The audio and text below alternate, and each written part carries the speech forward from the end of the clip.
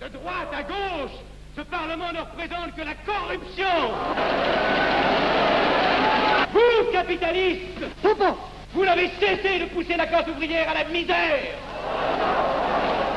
Et vous, communistes, vous avez cessé d'exploiter cette misère voulue par les capitalistes.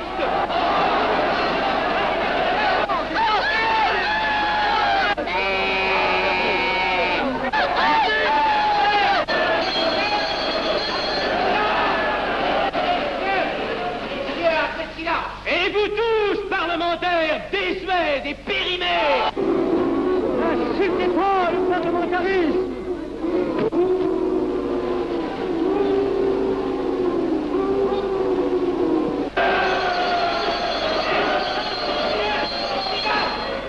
Est-ce que je vais lever la séance? Continuez, monsieur Garcet. Messieurs, je n'ai plus rien à dire. J'ai eu conscience de vous dire quelques vérités, peut-être désagréables, mais utiles. Non, ce ne sont pas quelques interruptions qui m'arrêteront. La communauté française ne se bâtira pas sur le conflit de la vieille bourgeoisie égoïste et du peuple affamé. C'est pourquoi je ne voterai pas ce projet qui donne satisfaction au capitalisme international et serait le bon prétexte pour les communistes à accentuer nos divisions. Je ne le voterai pas. Je serai sans doute le seul à ne pas le voter, car il semble que par une étrange aberration, la Chambre tout entière soit prête, comme toujours, à trahir l'intérêt français au bénéfice de certains intérêts internationaux très particuliers.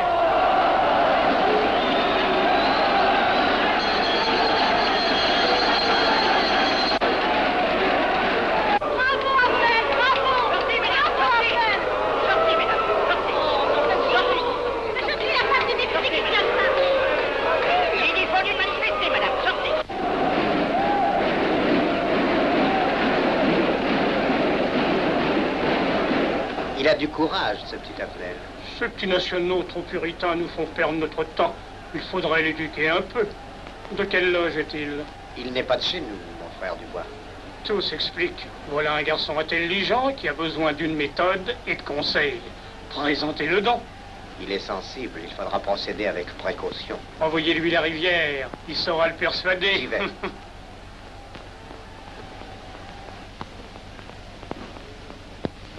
Mon cher vénérable, nous avons un service à vous demander.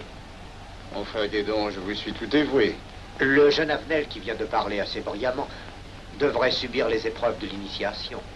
La maçonnerie lui apporterait beaucoup et le disciplinerait. Ne croyez-vous pas? J'y pensais déjà.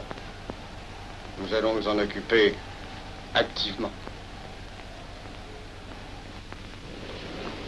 Alors, je suis brisé. Comment avez-vous trouvé mon discours? Excellent. Vous leur avez dit de fort bonne vérité. Ouais, ça n'a pourtant servi à rien, ils ont voté le projet. Ça ne sert jamais à rien de dire la vérité. Les gens n'aiment pas la vérité. Ils préfèrent de beaucoup les mensonges. Vous êtes cynique. Non. J'ai une certaine expérience politique, déjà ancienne. À propos, voulez-vous venir un peu avec moi? J'ai quelque chose à vous dire. Volontiers.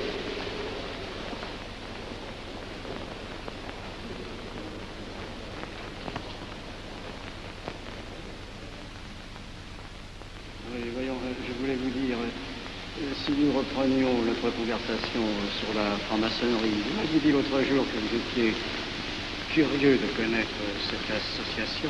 Ah oui, on en dit tantôt du bien, tantôt du mal. Je vous avoue que je n'aime pas beaucoup les sociétés secrètes. Ah, la franc-maçonnerie n'est pas une société secrète. C'est une société discrète. Pourquoi éprouves-tu tant de répugnance à me voir entrer dans la franc-maçonnerie? Cette association me semble suspecte. Il ne doit y avoir que des arrivistes là-dedans. Non, voyons, nous sommes peut-être aussi des braves gens, animés d'un idéal sincère. Le texte qu'ils m'ont donné est rempli de bonnes idées. Tu me diras que ça n'est qu'un programme affiché à l'entrée, mais il me paraît loyal. Tu es un honnête homme, mon chéri. Mais tu as un grand défaut. Ah, et lequel? Tu ne vois jamais le mal. Tu imagines que les autres sont bons comme toi-même. C'est pourquoi tu as toujours des déceptions. N'importe, je suis décidé à tenter cette expérience. Alors fais-la. Je souhaite me tromper. Quand vas-tu te présenter chez ces gens? Mercredi.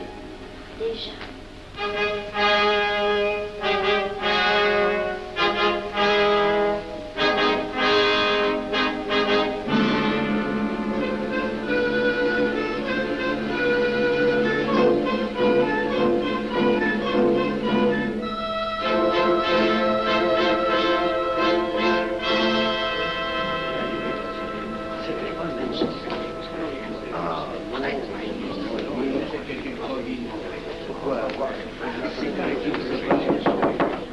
Mes frères, les travaux reprennent force et vigueur.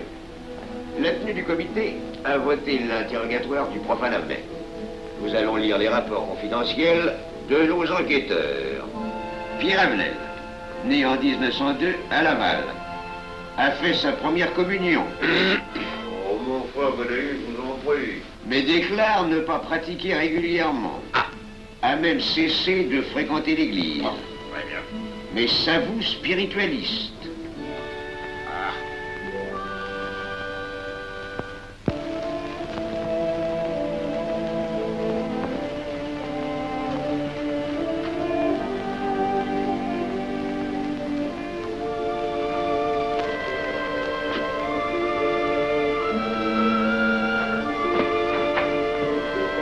Monsieur, voulez-vous me citer? Permettez-moi de vous bander les genoux. Mes frères, le profane Avenel, qui nous est recommandé par notre frère Gainsbourg, vice-président de la Chambre, est député. Cela ne nous impressionne pas. Nous devons surtout examiner ce qu'il pourra apporter à la franc-maçonnerie. Il nous faut des gens qui servent notre ordre et contribuent à sa puissance. Pour l'instant, il paraît afficher des idées nationales un peu trop absolues. Mais enfin, je voudrais vous prévenir d'une chose. Comme il est de notre intérêt de tenir en main un grand nombre de parlementaires, il vaudrait peut-être mieux ne pas lui poser des questions qui pourraient le choquer. On nous le signale comme assez sensible sur les questions spirituelles ou religieuses. Quand il aura travaillé quelque temps parmi nous, il aura évolué.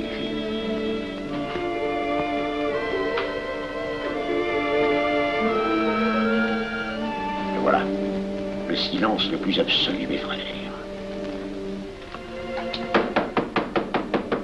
Qui frappe ainsi régulièrement à la porte du temple? C'est un profane qui demande à être interrogé, vénérable maître. Faites entrer le profane.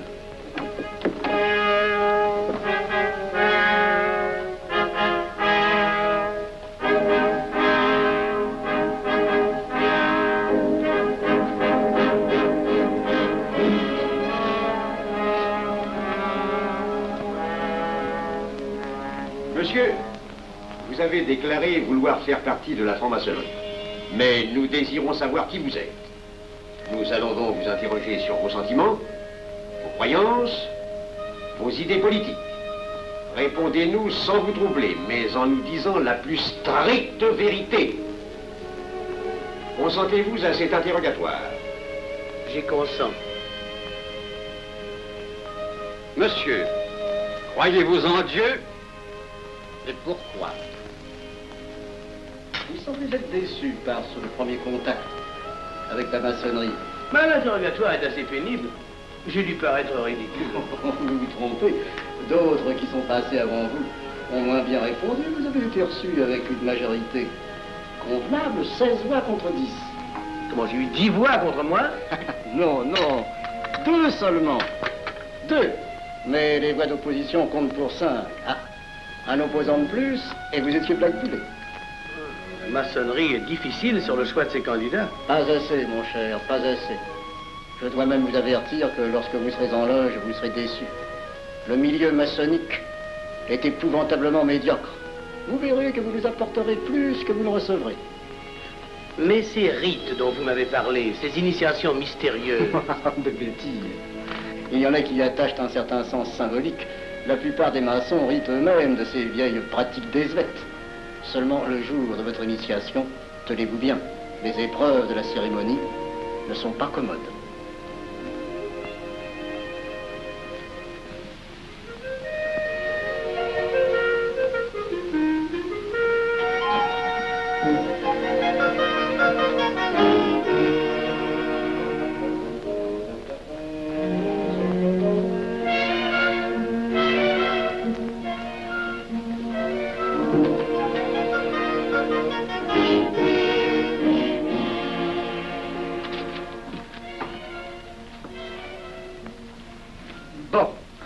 Attendez à la buvette, là.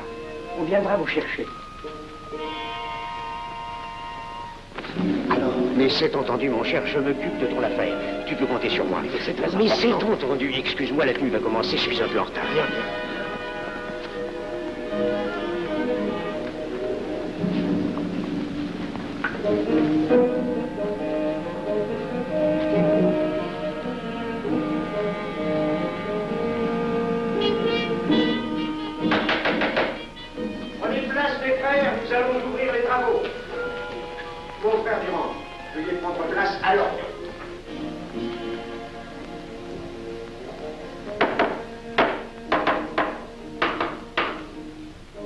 Premier surveillant, êtes-vous franc-maçon? Mes frères me reconnaissent comme tel, vénérable maître. Frère second surveillant, quel âge avez-vous? 3 ans, vénérable maître. Frère premier surveillant, quel est le premier devoir d'un surveillant en loge? Vénérable maître, c'est de s'assurer que le temple est couvert. Veuillez vous en faire assurer par le frère couvreur.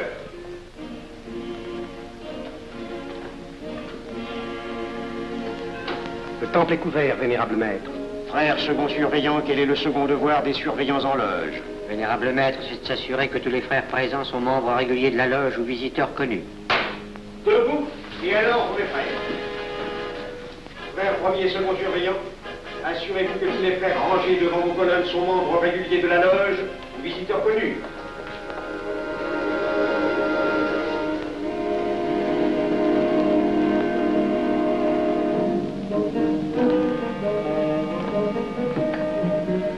Vénérable maître, les frères qui décorent l'une et l'autre colonne sont membres réguliers de la loge ou visiteurs connus. Il en est de même à l'Orient. Frère premier surveillant, à quelle heure les francs-maçons opèrent-ils leurs travaux? À midi, vénérable maître. Quelle heure est-il, frère second surveillant? Il est midi, vénérable maître. Puisqu'il est l'heure du travail, frère premier et second surveillant, invitez les frères de vos colonnes à se joindre à vous et à moi pour ouvrir les travaux de la respectable loge des enfants de l'univers Orient de Paris, au grade d'apprenti, en la forme accoutumée. À moi, mes frères, par le signe, la triple batterie et l'acclamation.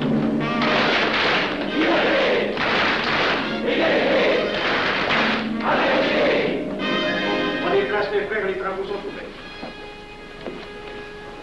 Mes frères, l'ordre du jour appelle l'initiation du profane Avenel. L'atelier a voté dans une précédente tenue la mission du dit profane. Nous allons donc ce soir le recevoir solennellement. Mon frère couvreur, veuillez aller chercher le profane Avenel qui a écrit son testament philosophique dans le cabinet de réflexion.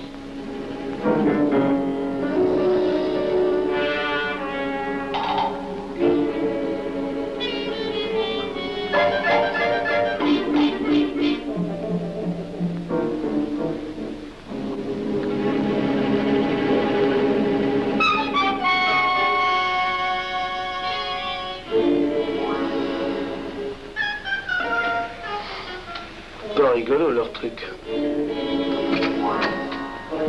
Monsieur, veuillez me suivre.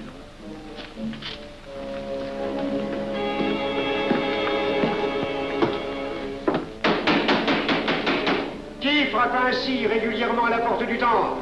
Vénérable maître, c'est un profane qui demande à être reçu maçon s'il en est jugé digne. Frères, armez-vous de vos glaives. Faites entrer le profane.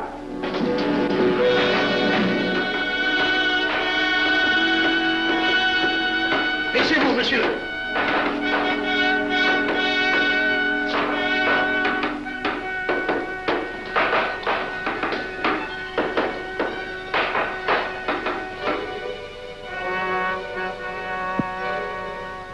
Monsieur, cette épée que vous sentez sur votre poitrine est toujours levée pour punir le parjure. Elle est le symbole du remords qui déchirerait votre cœur si vous deveniez traître à la société dans laquelle vous voulez entrer. Est-ce de votre propre volonté, en pleine liberté, que vous vous présentez parmi nous? Oui. C'est une institution qui ne procède que d'elle-même.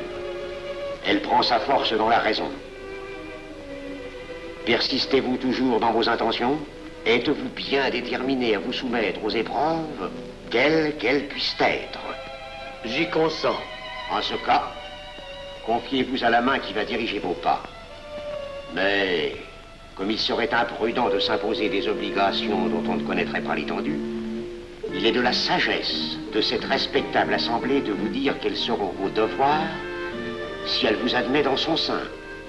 Le premier est un devoir absolu de secret sur tout ce que vous pourrez entendre et découvrir parmi nous, ainsi que sur tout ce que vous verrez et saurez par la suite. Je dois exiger de vous un serment, prêté sur la coupe des libations. Consentez-vous à le prêter? Oui. Frère expert, faites approcher le profane. Et vous, maître des cérémonies, apportez la coupe des serments. Présentez la coupe au profane.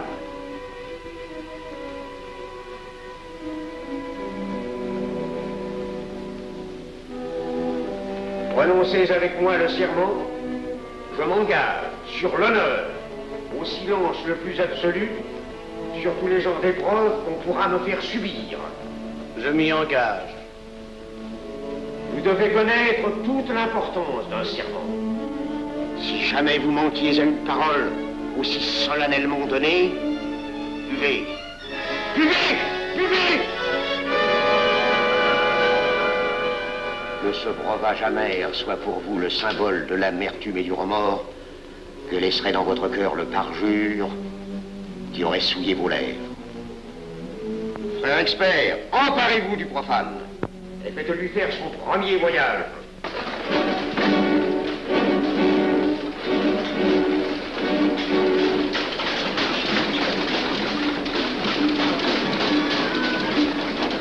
Là, c'est un profane qui demande à être reçu maçon. Comment ose-t-il l'espérer? C'est qu'il est libre et de bonne mœurs. Puisqu'il en est ainsi, qu'il passe.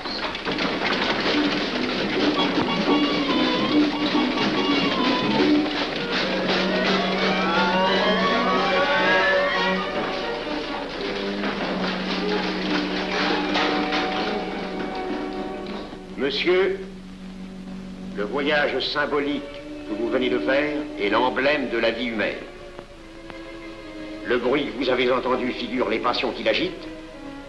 Les obstacles que vous avez rencontrés peignent les difficultés que l'homme éprouve et qu'il ne peut vaincre ou surmonter que grâce à l'aide qu'il trouve dans ses semblables. Frère expert, faites faire le deuxième voyage.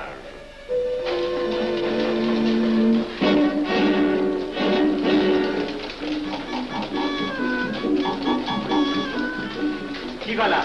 C'est un profane qui demande à être reçu maçon. Comment ose-t-il l'espérer? C'est qu'il est libre et de bonne mœurs. Puisqu'il en est ainsi qu'il passe, et qu'il soit purifié par l'eau.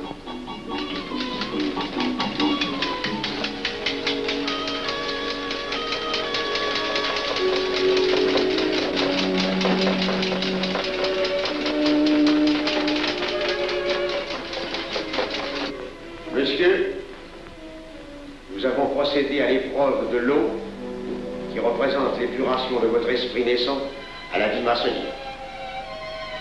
Votre cœur doit être limpide comme l'eau pure. Frère expert, faites faire le troisième voyage.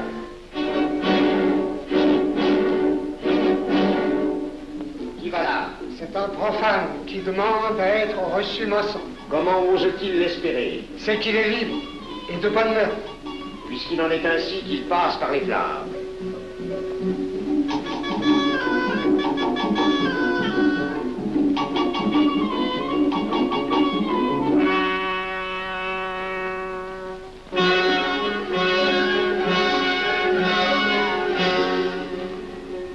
Monsieur, les flammes dont vous avez été environné ont achevé vos épreuves.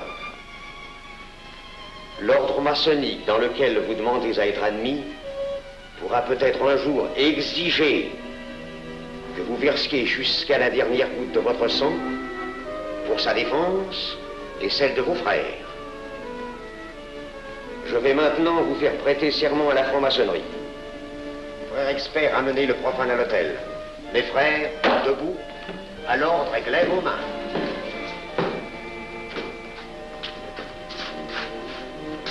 Moi, Pierre Avenel. Moi, Pierre Avenel. De ma propre et libre volonté. De ma propre et libre volonté. En présence de cette respectable assemblée de maçons. En présence de cette respectable assemblée de maçons. Je jure et promets solennellement. Je jure et promets solennellement. De ne jamais révéler aucun des mystères de la franc-maçonnerie qui vont m'être confiés. De ne jamais révéler aucun des mystères de la franc-maçonnerie qui vont m'être confiés. Quelle idée saugrenue ton mari a-t-il de se faire recevoir franc-maçon? Je lui ai déconseillé tant que j'ai pu, mais tu sais comme il est entêté. Il va se trouver dans un milieu d'arrivistes si médiocre. On l'a pourtant bien prévenu. Pourvu qu'il ne lui arrive rien. Il y a tant d'histoires qui courent sur le compte de ces sociétés secrètes. Ne t'inquiète pas, Pierre. Il saura se tirer d'un mauvais pas. Prudent. Pas assez. Monsieur, le serment que vous venez de prêter ne vous donne-t-il aucune inquiétude? Consentez-vous à le renouveler lorsque vous aurez reçu la lumière? Je le renouvellerai. Mes frères, nous allons donner la lumière aux profanes. Frère couvreur, préparez-vous à accomplir votre office. Que la lumière lui soit donnée à mon troisième coup de maillet.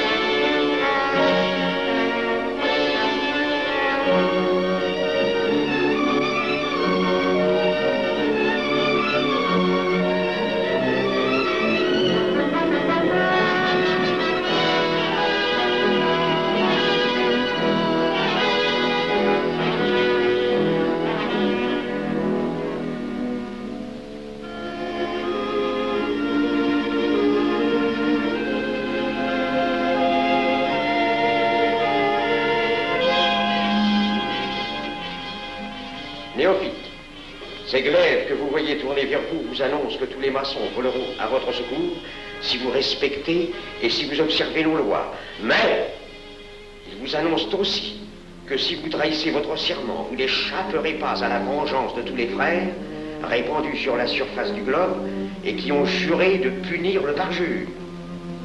Le jurez-vous, mes frères? Nous le jurons.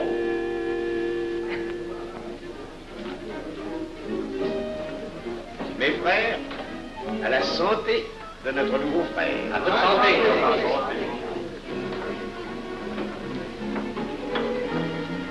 Mon très cher frère, qu'est-ce que vous pensez de cette soirée? Eh bien, c'est curieux. Cette cérémonie est très impressionnante. Mon cher frère, pourrais-je vous laisser ma carte au cas où vous auriez besoin de mes services? Je vends de tout, de la bonneterie, des chaussures, du savon à des prix invraisemblables. Tu permets, mon cher Lévi-Stein? Je t'en prie. Mon frère Avenel, nous allons bientôt vous mettre à contribution. Oui, un de nos amis de notre loge voudrait un bureau de tabac. Le Grand Orient est submergé de demandes en ce moment. Avec vous, ça ira peut-être un peu plus vite. Volontiers. Je vous remercie. Ah, dans quelque temps, je vous parlerai aussi d'une autre affaire. Depuis plusieurs années, j'ai droit à la Légion d'honneur. Je ne m'en suis jamais occupé, je n'ai pas voulu déranger nos amis pour ça. On leur demande déjà tellement de choses, n'est-ce pas? Vous m'aiderez? À votre service. Merci beaucoup. Alors, on l'envoie. Ah non, pas comme ça. Voyez-vous, des petits coups secs avec le pouce, là, comme ça. Pam, pam, pam. Essayez. Pam, pam, pam. Et ben voilà. Avec ce signal-là, on ouvre toutes les portes.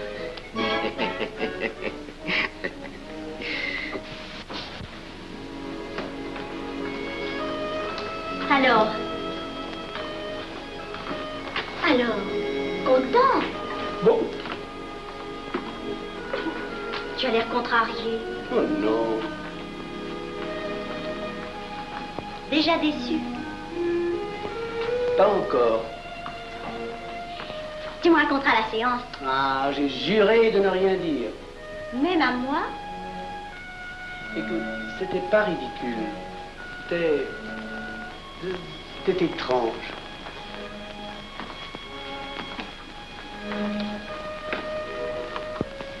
Mon chéri. Oh, mon chéri, c'est idiot, mais j'ai peur pour toi. Qu'est-ce que tu veux qu'il m'arrive? Oh, mon grand.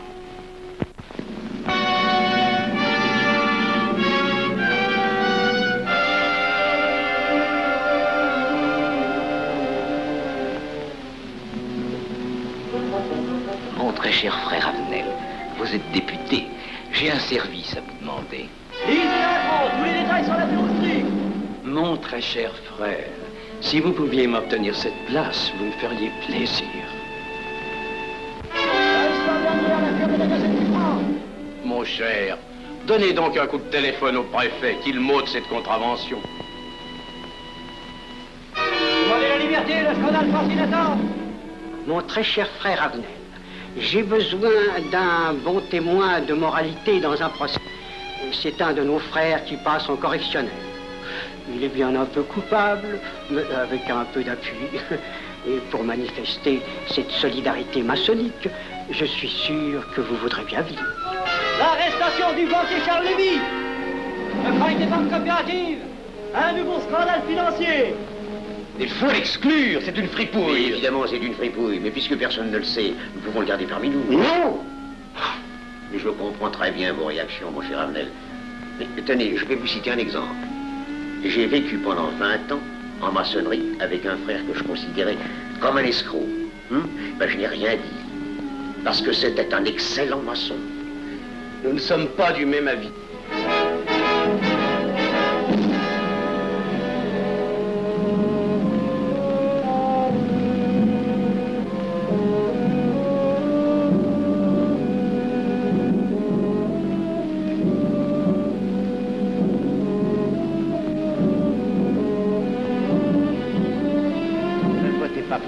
Pourquoi? C'est un adversaire de la maçonnerie. Et son projet est excellent. Qu'importe, il nous dessert. Vous n'avez pas l'air de mon ami. Non. Non, non et non, je ne ferai pas ce que vous voulez. Un mouvement! de vous conformer à la discipline républicaine. La discipline républicaine est maçonnique. Je sais ce que c'est, allez, c'est une canaillerie. Mon frère, ne laissez pas vos paroles dépasser votre pensée. Oh, ne croyez pas que je sois en colère, non, j'ai tout mon sang-froid au contraire. Et c'est pour ça que je ne voterai pas cette loi unique. Vous détruisez ce pays en empoisonnant doucement. Avenel, vous ne parlez pas sérieusement. Mais vous ne comprenez donc rien.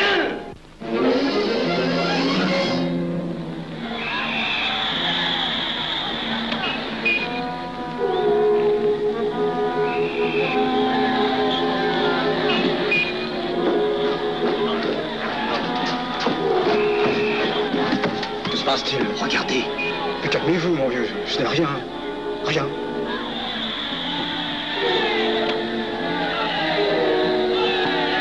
Que croyez-vous qu'on doit faire? Rien. Surtout rien. Pas de pareil cas, il faut attendre.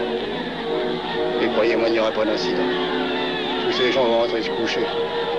Ils sont fatigués de crier.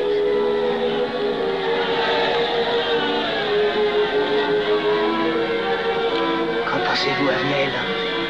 Je voudrais être avec eux, place de la Concorde. Vous ne parlez pas sérieusement? J'ai pas envie de rire.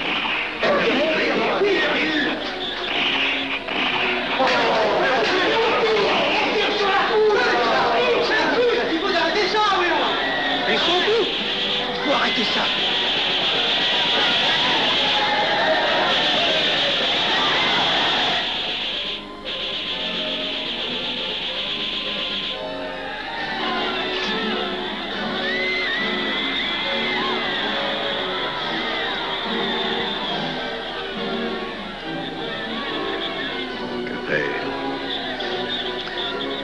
Trop tard. On tire encore. Il faut que je veux.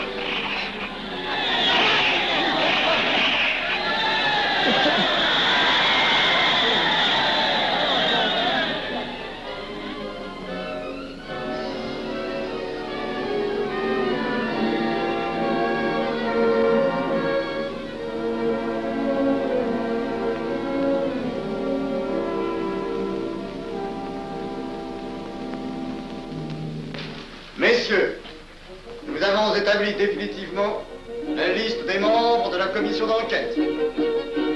Tout le monde est bien d'accord pour la soumettre au vote de la Chambre. Pas d'objection? Le projet est accepté à l'unanimité. La séance est levée.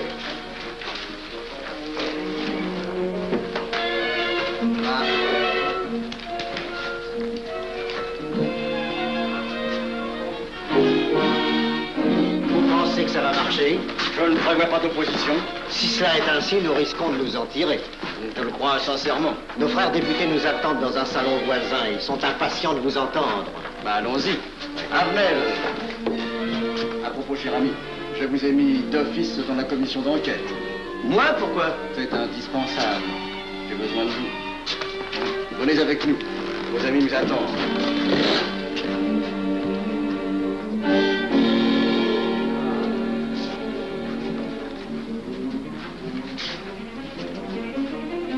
Mes frères, puisque nous sommes entre nous, je puis vous dire bien confidentiellement que nous allons traverser ces événements graves sans trop de dommages.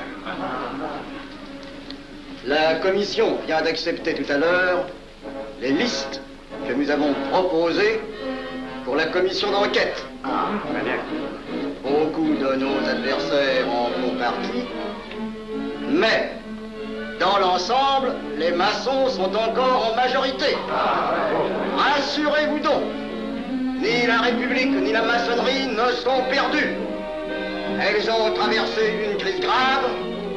Elles sortiront renforcées de cette épreuve. Merci.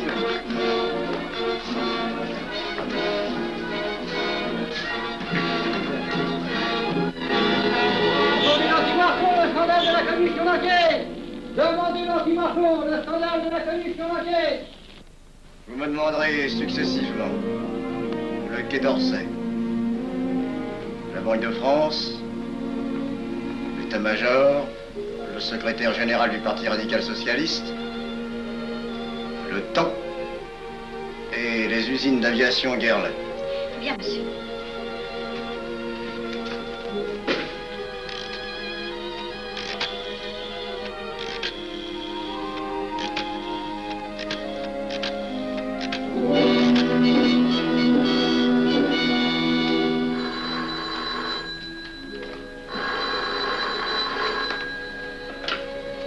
Allô, le chef de cabinet du ministre. Allô? Mais oui, passez-le-moi. Lui-même, à vos ordres, mon très cher ami. Je ne peux rien vous dire par téléphone. Il pleut. Vous me comprenez? À merveille. Alertez tous nos amis à l'étranger. Qu'en aucun cas, on ne parle de nous. Silence. Compris. Allô, ici Général Maisonnat. À vos ordres, mon cher Larivière. Je compte sur vous, mon cher général, pour que l'armée ne varie pas politiquement. Elle doit rester divisée, avant tout. Ne craignez rien, j'ai déjà procédé à des changements importants. Tous les officiers suspects d'être contre nous ont été éloignés de Paris et séparés les uns des autres. Mes frères, il est indispensable de franchir cette mauvaise passe. Il ne faut pas trop de mouvement de bourse. N'est-ce pas, mon frère sous-gouverneur?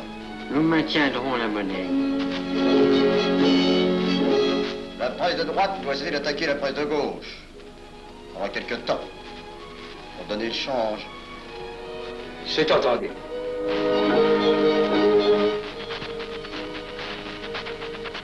Les partis de gauche doivent faire entente avec ceux du centre. Et ceux de l'extrême gauche. De la sorte, nous contrôlons le peuple. Bloc populaire. Mieux. Front populaire. Bien. Quant à vous, mon cher Garlet, j'ai reçu ce matin une communication de l'étranger. On nous demande d'envoyer immédiatement du matériel d'aviation en Espagne. Moyennant quoi nous aurons tous les appuis politiques nécessaires. Même nos prototypes. Surtout nos prototypes. Ne croyez-vous pas que ce serait dangereux pour notre défense nationale? Faites ce que je vous dis.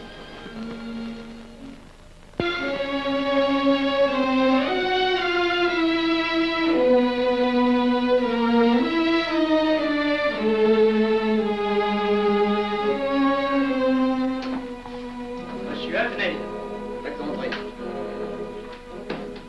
Ah, bonjour, cher ami. Comment on va? Bien, merci. Ah, je vous ai fait appeler. Que se passe-t-il? On ne vous voit plus. Vous le boudez? Oh non. Cigarette. Non, merci. Dites-moi, pourquoi avez-vous refusé de faire partie de la commission d'enquête? Oh, j'ai beaucoup de travail en ce moment et je fais déjà partie d'autres commissions. Avenel, répondez-moi franchement. Ce n'est pas parce que nous avons eu l'autre jour une petite discussion bien fraternelle? Eh bien, justement, si. Je voudrais vous parler de la franc-maçonnerie. Ah, mais bien, voyons, mais bien entendu. Asseyez-vous. Alors? Ah, je vous écoute. Eh bien, voilà, vous avez été mon présentateur, je vous dois une explication. Je suis décidé à déposer ma démission. Vous avez l'air d'avoir été déçu par la maçonnerie. Oh, pire, choqué. Pourquoi? Mais confessez-vous, mon vieux. Vous ne serez pas le premier maçon qui m'aura ouvert son cœur. Qu'est-ce qu'on vous a fait? Mais à moi, personnellement, rien. Mais je trouve ce milieu maçonnique... pourri d'arrivistes écœurants. Je vous l'accorde. Ah, je ne vous le fais pas dire. Oh, croyez-vous que je sois dupe? Bah alors je ne comprends pas. Tant de vertu affichées sur le programme à la porte. Tant de mystères à l'intérieur pour ne cacher que ces petites combines, ces appétits de comitards. Je m'attendais à trouver des hommes dévoués, sinon supérieurs. Au lieu de ça, je n'ai rencontré que des quémandeurs de bureaux de tabac ou de décoration. Ou alors des fripouilles qui cherchaient à m'utiliser pour échapper à des condamnations. En dehors d'eux, des phraseurs, des sectaires ignorant tout, ne connaissant rien de l'histoire de leur pays, rien de l'histoire du monde, rien de la politique, rien de la philosophie, rien. Ah, des cerveaux vides, mais des dents longues et des langues folles. Et c'est cela qui gouverne la France. Quel grade avez-vous maintenant? J'ai été initié à la maîtrise il y a peu de temps. Eh bien, si vous avez le courage de vivre encore quelques années dans la médiocrité des ateliers bleus, vous passerez ensuite aux ateliers supérieurs. C'est mieux? C'est autre chose. Voyons, vous êtes 33e, n'est-ce pas? C'est le grade le plus haut dans la maçonnerie. Mon petit Avenel, je vais vous révéler, quoique je ne le doive pas, ces fameux secrets maçonniques dont on fait tant de mystères. En maçonnerie, on cache tout aux petites gens. En bas, vous ne savez rien. En haut, vous commencez à voir un peu plus clair dans le jeu mondial. Moi-même, je ne suis pas totalement éclairé sur les intentions des dirigeants de notre ordre. Et quand je dis dirigeants, je me trompe. Il n'y a pas de chef chez nous. Il n'y a que des exécutants. Je suis un pion sur un échiquier, j'accomplis une fonction. Je reçois des messages. J'obéis. Je transmets. J'agis. Mais qui dirige? Personne. C'est beaucoup plus compliqué et simple en même temps qu'on ne pense. Qu'est-ce que la maçonnerie? Des groupes d'hommes qui se sont réunis aux quatre coins de l'univers pour enserrer le monde dans un réseau aux mailles infranchissables. Nous sommes 50 000 en France, 500 000 en Angleterre, 3 millions en Amérique, c'est peu. Mais c'est énorme, parce que nous formons un bloc uni d'une seule volonté. Nous rayonnons partout, nous commandons partout. Ici, 300 parlementaires sont francs-maçons. En Angleterre, le roi fait partie de notre ordre. Aux États-Unis, le président est 32e. Il n'y a pas un pays où nous n'ayons nos appuis secrets, nos hommes, nos banques, nos groupes dévoués. Et ceci n'est rien. Je ne vous montre là de la maçonnerie que la puissance physique. Il y a peut-être autre chose. Mais quoi? Une doctrine supérieure. Une antique expérience des forces du monde qui nous permet de pousser les peuples tantôt vers la vie, tantôt vers la mort, quand il le faut. La mort? Je croyais la maçonnerie attachée à la paix. À une certaine paix. Notre paix. Sinon,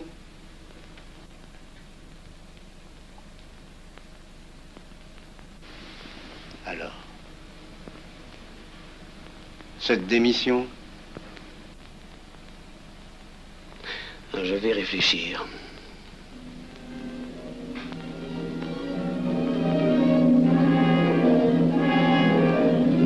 Alors, il n'y a qu'une solution, la guerre.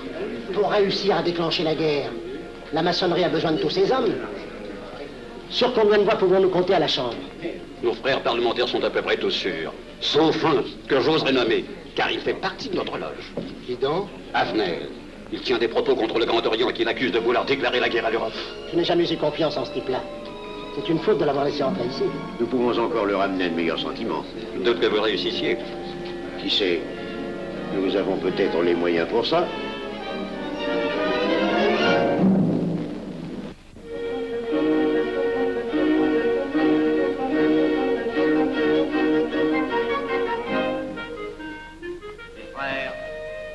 L'aviation allemande n'a pas d'appareil.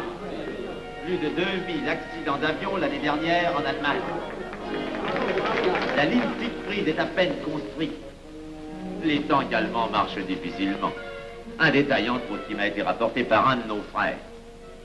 Quand leurs tanks sont entrés à Vienne, on s'est aperçu que certains d'entre eux étaient en carton et montés sur des hautes bicyclettes.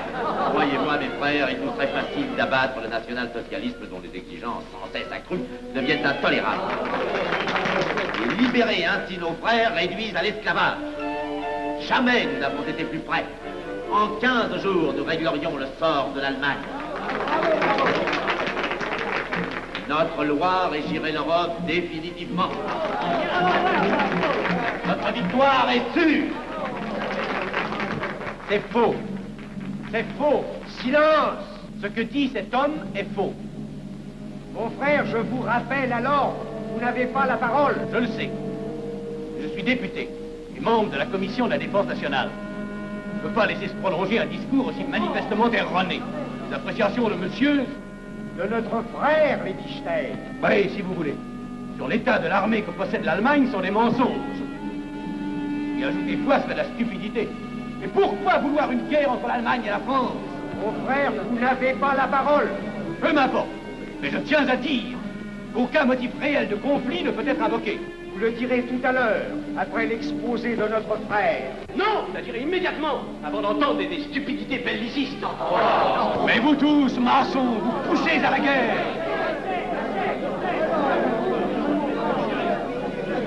Pour que ce pays soit gouverné par vos lois, par les Juifs et la maçonnerie surtout. Le peuple français ne se battra pas pour défendre une idéologie fumeuse, un régime ignoble, une république pourrie. Mon frère Avenel, je vous prie de couvrir le temple.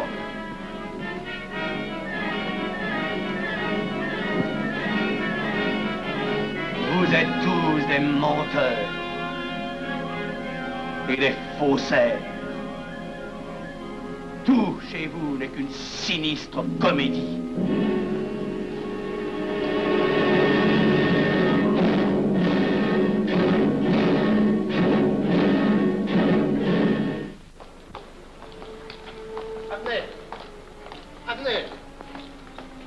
Avenel, excusez-moi, comme vous, j'habite Neuilly, c'est pourquoi je me permets de vous rejoindre. Mais vous avez fort bien fait, monsieur. J'étais près de vous à la tenue. Je voulais vous féliciter. Oh, merci. Vous avez très bien fait de leur crier des vérités. Ce sont des fous. Malheureusement, il est impossible de leur faire entendre raison. Les événements sont pourtant indiscutables. Oui, oui.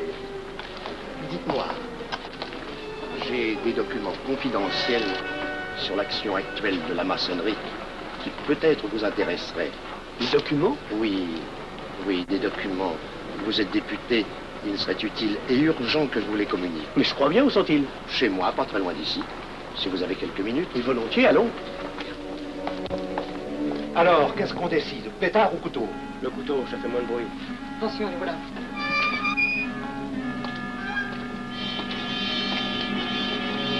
Un instant, je vais voir si quelqu'un...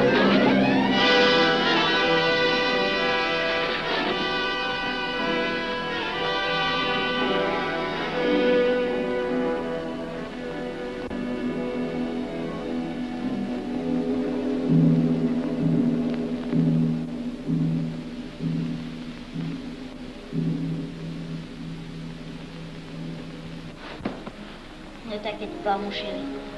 Tu guériras vite. Le docteur a dit maintenant que tu étais sauvé, à condition d'être sage.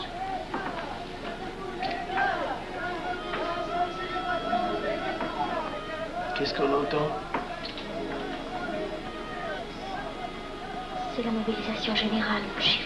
Quoi, la mobilisation? Ne t'agite pas, je t'en supplie. Je n'aurais pas dû te le dire, mon Dieu.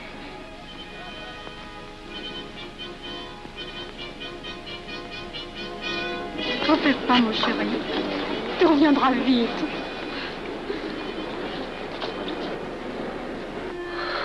Les brutes. Ils sont arrivés. Ils ont réussi à déclencher leur guerre. Ne bouge pas. Tes plaies sont à peine fermées. Si j'étais pas tombé sous les coups de ces criminels, j'aurais peut-être pu arrêter ça. Mais non, tu n'aurais rien pu empêcher, mon chéri. Ces hommes sont plus forts que toi. Ils ne t'auraient pas manqué.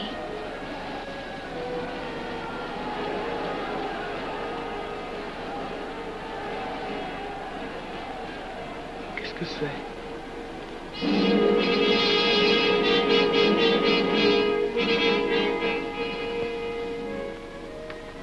Les malheureux. S'ils savaient ce que je sais.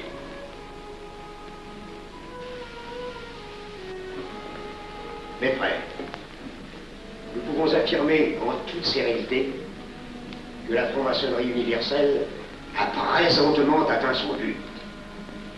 Cette guerre qui est la nôtre est déclarée. Elle doit aboutir au triomphe de notre ordre. Il importe que le monde soit définitivement gouverné selon nos méthodes et par nos idées. Debout et alors. mes surveillants, à quelle heure ferme-t-on les travaux? À minuit, vénérable maître. Quelle heure est-il, frère, second surveillant? Minuit, vénérable maître. Puisqu'il est minuit et que nous avons accompli notre œuvre, je déclare les travaux clos à mon coup de maillet. Retirons-nous en paix, mes frères, sous la loi du silence.